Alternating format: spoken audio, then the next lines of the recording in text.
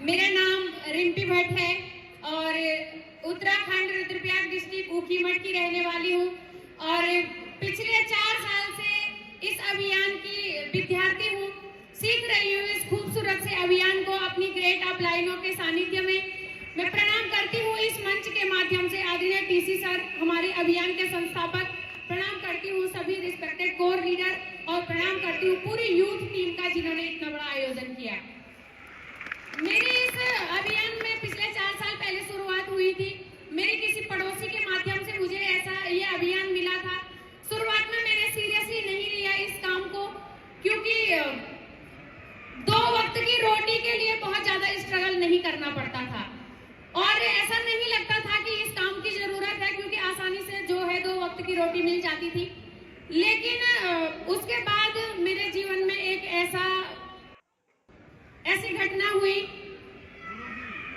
जिसने जो है मुझे हिलाकर रख दिया अंदर से, और ये हो गया था कि अब जीवन आगे जीना है, ये यही खत्म करना है।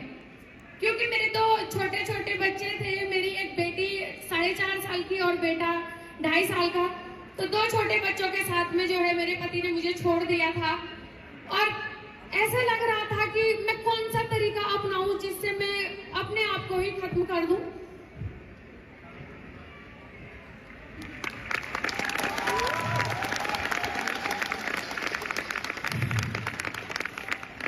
बहुत बार मैंने कई कोशिशें की आत्महत्या करने की, लेकिन जो मेरे 2 छोटे बच्चे थे उनका चेहरा देख के मैं ये कदम नहीं उठा सकती थी।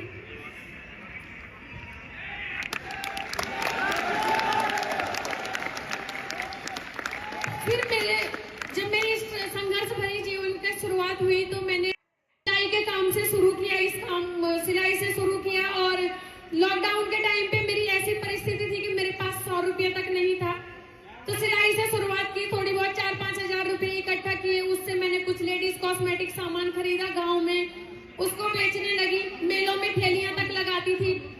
लेकिन उसी बीच मेरे जीवन की सफल मार्गदर्शक मेरी अपलाइन सुषमा बिष्ट दीदी मेरे जीवन में आई और उन्होंने मुझे इस अभियान का विजन क्लियर करवाया। उन्होंने मुझे बताया कि बहन, आप भी जो है कब तक सिलाई करती रहोगी, आप इस काम से बहुत बड़ा काम कर सकते हो इस अभियान के माध्यम से। और ये अभियान महिला सशक्तिकरण पे काम कर रहा है। मैंने कहा मैं कैसे कर पाऊंगी। उन्होंने कहा आपको जो है ऑनलाइन मीटिंग अटेंड करनी है और सीखना पड़ेगा यहाँ पे। तो मैंने कहा दीदी माफ करना, मेरे पास बटन वाला फोन है, मैं नहीं सीख सकती हूँ, मैं कैसे करूंगी। तो उन्होंने कहा अगर कामयाबी चाहिए तो टूल्स बहुत जरूरी है, तुम्हें लेना पड़ेगा। तो मैंने अपनी माँ से रिक्वेस्ट करके एक फोन मंगाया था और मेरी माँ ने मुझे फोन दिलाया था 9,000 रुपये का। काम करने का कोई बड़ा मकसद नहीं था शुरुआत में, क्योंकि मुझे समझ नहीं आ रहा था, क्योंकि जो मेरी अपलाइन है वो बहुत अच्छी खासी पढ़ी लिखी महिला, उनकी एजुकेशन के बारे में मैं क्या बताऊं, क्योंकि मुझे पता ही नहीं है कि वो डिग्रियां क्या होती है। उनको कहते हैं कि बीएड एमएड क्या क्या कर रखा है, यूटेट सीटेट पता नहीं क्या क्या बोलते रहते हैं वो। तो मैंने कहा ये शायद पढ़े लिखे लोगों का काम है, क्योंकि मैं सिर्फ हाई स्कूल हूँ। और मैंने यहाँ पे जो है मुझे लगा मेरे बस का नहीं है, मैं नहीं कर पाऊंगी। लेकिन मेरी अपलाइन ने मुझे विश्वास दिलाया, भरोसा दिलाया कि नहीं तुम कर सकते हो। तो शुरुआत में मकसद था सिर्फ 9,000 रुपए का फोन जो मेरी माँ ने दिलाया है उसकी कीमत वसूल होनी चाहिए। तो वहां से शुरुआत की थी। एक ऐसे घर में मैं रहती थी जहाँ पे बारिश के दिनों में हम पूरे बिस्तर पे सो नहीं पाते थे।